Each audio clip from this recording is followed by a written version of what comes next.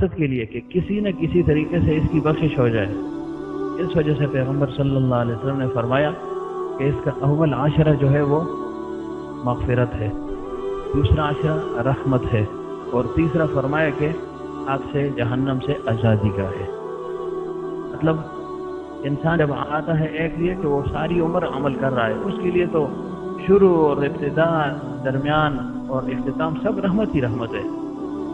لیکن وہ شخص جو اللہ سے دور رہا، گناہوں میں لتڑا ہوا تھا، اب اللہ کی رحمت اس کی طرف متوجہ ہوگی تو وہ عمل پر آ گیا، اور پھر چلتے چلتے جب کچھ دن عمل کر لیا تو اللہ تعالیٰ کی مغفرت کا فیصلہ ہو جاتا ہے۔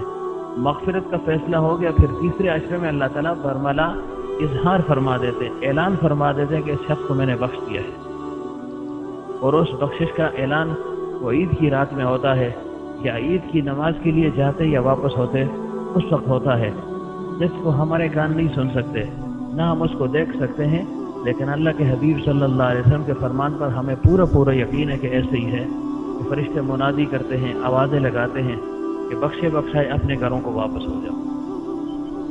بہرحال خاص مہینہ ہے، اس کا اہتمام کرنا ہے۔ دنیا داری کو دنیا کے کاموں سے منع نہیں کیا گیا، لیکن اس میں تھوڑی سی کمی لائے انسان، یہ نہ ہو کہ پہلے سے زیادہ دنیا میں مگن ہو جائے۔ وہ عموماً ہمارا حال یہی ہے، دکاندار ہے، اگر وہ دکانداری میں پہلے سست تھا تو رمضان میں خوب چستی دکھاتا ہے، پھر اس کو اپنی نیند کا بھی کوئی غم نہیں ہوتا کہ بھئی میری نیند خراب ہو گئی ہے، سحری کے بعد سونا ہے، اٹھوں گا کیسے۔ عام ایام میں وہ 8-9 بجے جاگتا ہے، لیکن آج کل سویرے اٹھ جاتا ہے، دکان پر پہنچ گیا۔ اور پھر جو طریقہ ہے وہ ہم سب کو معلوم ہے، حالانکہ پیغمبر صلی اللہ علیہ وسلم نے فرمایا رمضان المبارک کا مہینہ یہ صبر کا مہینہ ہے، یہ غمخواری کا مہینہ ہے، غمخواری کا مہینہ ہے۔ تو آیا دکاندار حضرات جو بھی ہے، تجارت پیشہ ہیں، جو بھی ہے، اس میدان میں بھی ہے، آیا ان کے اندر غمخواری ہے؟ کبھی انہوں نے یہ سوچا ہے کہ چلو رمضان المبارک کا مہینہ ہے، پہلے اگر میں زیادہ منافع کما رہا تھا، اس دفعہ میں رمضان کی وجہ سے مسلمانوں پر ذرا آسانی کر لوں، سہولت ان کو دے دوں، اپنے منافع میں تھوڑی سی کمی کر لوں۔ کسی نے سوچا ہے؟ شکر کرتے ہیں رمضان آ گیا، شکر کرتے ہیں۔ گوشت والے کا ریٹ بڑھ گیا اپنی مرضی سے، کچھ حکومت نے بڑھا دیا، کچھ اس نے بڑھا دیا، اور پھر وہ سیدھے منہ بات بھی نہیں کرتے، انہیں پتہ ہے رمضان ہے، مسلمان کوشش کرتا ہے، کھانے پینے کی تو ہم بڑی کوشش کرتے ہیں، آگے عمل ہو یا نہ ہو۔ عام منیاری یہ جو چوڑیاں ووڑیاں، یہ جو ہے نا ندیم والے، یہ جو ہے نا سب جو ہے نا ایک ہی بھاؤ میں جو ہے نا چل رہے ہیں، ایک دوسرے کو ٹیلی فون کرتے ہیں، پوچھتے ہیں کیا حساب کتاب ہے، کیا صورتحال ہے، اور اگر کسی نے 2-4 پیسے کم بتا دیے کہے گا بھائی یہ کیا کر رہے ہو، نقصان اپنے آپ کو دے رہے ہو، لوگ لے رہے ہیں، دڑا دڑ لے رہے ہیں، قیمت کو نہیں دیکھ رہے، لگاؤ جتنی مرضی ہے قیمت لگاؤ۔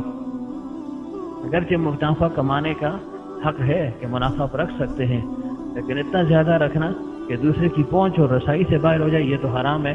یا یہ فرض کرو دوسرے کی رسائی میں ہے لیکن تمہاری اپنی نیت کدھر گئی، اس رمضان کا تقدس کدھر گیا۔ پیغمبر صلی اللہ علیہ وسلم نے فرمایا کہ بہترین آدمی وہ ہے جو رمضان میں اپنے اہل و عیال پر، یا خصوصاً جو محکوم ہیں، جو اس کے محتاط ہیں، ان کے ساتھ آسانی اور سہولت کا معاملہ فرمائے۔ تو یہ ضروری نہیں ہے کہ ہر آدمی کے پاس جو ہے نا ملازم ہوں گے، ہر آدمی کے پاس ملازم ہوں گے، یہ ضروری تو نہیں ہے۔ ملازم والے تو 2-4 آدمی ہوتے ہیں نا، 100 میں کوئی 10 ہوں گے، 5 ہوں گے، 10 ہوں گے، زیادہ تو نہیں ہے۔ لیکن آپ یہ سوچیں کہ بھئی میں بھی تو حاکم ہوں، میں دکان میں ہوں، میں حاکم ہوں، اس وقت لوگ میرے محتاج ہیں، میں ان کی ضرورت کو پورا کر رہا ہوں۔ آیا میں ضرورت کو صحیح طریقے سے پورا کر رہا ہوں؟ آیا میرے دل کے اندر کوئی خوف الہی ہے، خشیت ہے، مسلمان کی غمخواری ہے، مسلمان کی خیرخواہی ہے؟ یہ نہ سوچے کہ ملازم ہے، ملازم ہمارے پاس نہیں ہے۔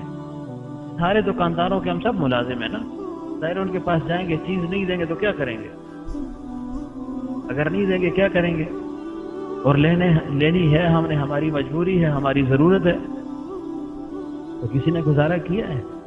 اگر نہیں کیا تو ابھی 25 دن باقی ہیں، اس میں گزارا کریں، تھوڑا سا پتھر رکھیں سینے پر۔ ہمارے وہاں دوست دکاندار ہیں، میں نے کہا یار اور اگر کچھ نہیں، ان کے یہاں دعوت پہ گئے تھے رمضان سے پہلے اتوار کو، ہفتے کو، تو میں نے کہا چلو اور کچھ نہیں ہے، جو کمائی تم کرتے، جو منافع تمہیں ملتا ہے 10 روپے منافع میں کم کر دو۔ او ہو، یہ بات اس کے لیے ایٹم بم تھی۔ جی یہ کیسے ہو سکتا ہے جی، یہ چیز ایسے، یہ ایسے۔ میں نے کہا منافع میں کمی کا ہے، نقصان اٹھانے کا نہیں کہا۔ آپ دوست اکثر جو ہے دکاندار واویلا کرتے ہیں نا، بڑا نقصان ہو گیا ہے، تو یہ جو نقصان کہتے ہیں نا، یہ نفع میں نقصان کو جو ہے نا نقصان کہتے ہیں۔ اپنے لحاظ سے ایک نفع متعین کیا ہوا ہے، مثلا یہ چیز میں بیچوں گا، اس میں نے مثلا 200 روپے کمانے، اور جو ہے نا سخت آدمی کے ہاتھے چڑھ گیا، اب یہ اس کو جو ہے نا گنوانا بھی نہیں چاہتا کہ بھئی یہ دور بھی نہ ہو اور چیز بھی بک جائے، کچھ منافع تو مل جائے۔ وہاں اس نے 20 روپے کم کر دیے، 50 روپے کم کر دیے، 200 منافع کی بجائے 150 کما دیا، تو پوچھنے پر کہتے ہیں خو مر گیا جی، بات بڑا نقصان ہو گیا جی۔ کیا نقصان ہوا؟ منافع میں نقصان ہوا ہے، حقیقت میں تو نقصان نہیں ہے نا۔ جو اپنے ذہن میں ایک تصور تھا نفع کا، اس میں کمی آ گئی، اس کو نقصان کا نام دیا۔ ایسا جہان میں کوئی نہیں ہے کہ وہ جو اصل مال ہے، اصل چیز میں جو ہے نا وہ نقصان اٹھا لے، یہ ناممکن بات ہے۔ یہ ہمارے وہم و گمان میں بھی نہیں ہے کہ ہم ایسا بھی کر لیں گے۔ یہ جو ہم نفع کماتے ہیں نا، اس میں ہم قسمیں وغیرہ اٹھاتے ہیں اور اگلے کو مطمئن کرتے ہیں، پرانے کاغذ نکال دیے، تو سب ملی بھگت ہوتی ہے، کاغذ میں اور ہوتا ہے، حقیقت اور ہوتی ہے، تو ہمیں پتہ ہے۔ یہ دیکھو جی، یہ دیکھو جی، کاغذ جھول اور بن کے آئے دن جی، سودا اتھو آئے دے، یہ دیکھو جی، ساری جو ہے نا ڈکوسلے ہیں۔ تو کیا ہوگا؟ میں تو اس پہ حیران۔ رمضان المبارک کے مہینے میں چاہیے یہ تھا کہ غمخواری کا مہینہ ہے، مسلمان کے متعلق کچھ دل میں اچھے جذبہ ہو، لیکن ہم اسی طاقت میں کب رمضان آئے گا؟ اب سبزیوں کو دیکھیں نا کہاں تک پہنچ گئی، آلو ہے، پیاز ہے، ٹماٹر ہے، جو بھی چیز ہے، اشیاء خورد و نوش کو دیکھیں، اس کی قیمت جو ہے نا آسمان سے باتیں کر رہی، بس 5-7 دن کے بعد قیمت گر بھی جائے گی، اور عید کے بعد بالکل ختم ہو جائے گا معاملہ۔ حالانکہ ہم بھی یہی ہے، یہ ملک بھی یہیں پر ہے، یہ لوگ بھی یہیں پر ہیں، یہ ساری چیزیں جو ہے نا انسان کے استعمال میں آتی رہتی ہے سال بھر، ساری عمر کی بات ہے، لیکن رمضان بس ایسے سمجھے جیسے قیامت ٹوٹ پڑی ہو، اور لینے والا بھی بیچارہ پریشان ہوتا ہے۔ لوگ کہتے ہیں یار یہ لوگ جلدی کرتے ہیں، میں نے کہا اس لیے جلدی کرتے ہیں کہ شہر ناپرسان دے، کچھ نہیں پتہ چلتا، آج ایک چیز 50 کی ہے، کل 100 کی ہو جائے گی، دکاندار 150 کی ویسے بھی کر دے گا، یہ 50 اس کا اپنا حق ہے نا۔ وہ کہے کہ اتنے دن میں نے سامان جو رکھا ہے دکان میں، اس کا بھی تو ان سے لوں گا نا۔ بہرحال حالانکہ اللہ نے فرما دیا کہ بھئی اس میں تمہارا رزق بڑھا دیا جاتا ہے۔ پیغمبر صلی اللہ علیہ وسلم نے فرمایا انسان کا رزق بڑھ جاتا ہے، ظاہری رزق بھی بڑھ جاتا ہے اور باطنی روحانی رزق بھی اس کا بڑھ جاتا ہے۔ ظاہری رزق یہ دیکھیں جو ہے نا، افطاری کے موقع پر آپ نے اندازہ کیا ہوگا، کھجور کا اہتمام ہوتا ہے، پکوڑوں کا اہتمام ہوتا ہے، پتہ نہیں فروٹ کا ہوتا ہے، فروٹ چاٹ کا جو ہے نا اہتمام ہوتا ہے، زیادہ جو ہے نا اہتمام کے ساتھ گوشت کا اہتمام جو ہے نا اس کا ہوتا ہے، قیمہ وغیرہ، یعنی اچھی چیز، مرغن چیز پکانے کی کوشش ہوتی ہے۔ دل بھی انسان کا چاہتا ہے، سخاوت کا جو ہے نا وہ جذبہ پیدا ہو جاتا ہے۔ عام ایام میں، عام دنوں میں دل نہیں چاہتا، اگر ایک چیز لاتا ہے تو 10 باتیں بھی سناتا ہے کہ میں لے آیا ہوں، بہت مہنگی ہے، احتیاط کرنا، ضائع نہ ہو جائے، یہ وہ۔ لیکن رمضان میں اس چیز کا اہتمام نہیں ہوتا، کہتے بس چیز جو اچھی پکنی چاہیے تاکہ افطاری جو ہے نا اچھی ہو سکے، بچے بھی خوش ہوں اور ہمارے لیے بھی راحت اور سکون ہو، جو ہے نا رزق بھی بڑھ جاتا ہے۔ اور بات کی رزق تو خود بڑھ گیا کہ انسان عبادت میں مگن ہو جاتا ہے، عبادت کے مواقع زیادہ ہیں، تراویح 4 ناچار پڑھنی پڑتی ہے، تہجد پڑھ لی، ساتھ تلاوت کر لی، یہ ساری چیزیں انسان کو حاصل ہوتی ہیں۔ تو جب اللہ نے فرما دیا کہ رزق کی فراوانی ہوگی، پھر جو ہے نا اتنا بھاگ دوڑ کی کیا ضرورت ہے؟ اتنی بھاگ دوڑ کی ضرورت ہی کیا ہے؟ ساری عمر تو ہم بھاگتے رہے نا، ساری عمر جو ہے نا یہ دوڑ دھوپ لگی رہے گی، جب تک زندگی ہے، جب تک جو ہے نا آخری سانس ہے، انسان لگا رہے گا۔ اس ایک مہینے میں اگر کم ہو گئے تو کون سی قیامت برپا ہوگی؟ کوئی اس کے لیے تیار نہیں۔ اور ادھر اللہ کی رحمتوں کا نزول عام ہو رہا ہے، پھر کیا ہوگا؟ بہرحال تھوڑا سا جو ہے نا ہوش سے کام لیں، تھوڑا غور و فکر کریں، اپنے گریبانوں میں آ رہے جانکے کہ میں کیا کر رہا ہوں۔ یہ مسلمان کی خیرخواہی نہیں ہے، مسلمان کی خیرخواہی صحابہ سے سیکھے، وہ کتنا بڑا انعام ہے اس پر۔ پیغمبر صلی اللہ علیہ وسلم نے حدیث بیان فرمائی، کہ کوئی دکاندار ہے، تاجر ہے، کوئی چیز فروخت کر رہا ہے، فروخت کرنے کے بعد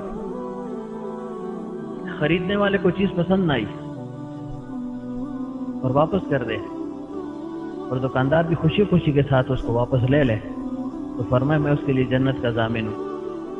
وہی کرتا ہے آج کل تو رمضان میں اسے پتہ ہے گاہک جو ہے نا 1 سے زیادہ 20 گاہک ہیں، یہ آج اس کو جو ہے نا ناراض بھی کر دیا، خیر کوئی بات نہیں، اس کی جگہ کوئی اور آ جائے گا۔ باقی 11 دنوں میں اپنی دکانداری کو اور اپنے طرز معاشرت کو، طریقہ کار کو دیکھیں، اور اس مہینے میں دیکھیں آپ کو خود اپنے ایمان کا جو ہے نا پتہ چل جائے گا کہ میں کتنا ایماندار ہوں، میں کتنا خیر خواہ ہوں، یا میں نفس پرست ہوں، خواہش پرست ہوں، یا غمخوار ہوں، خود آپ کو پتہ چل جائے گا۔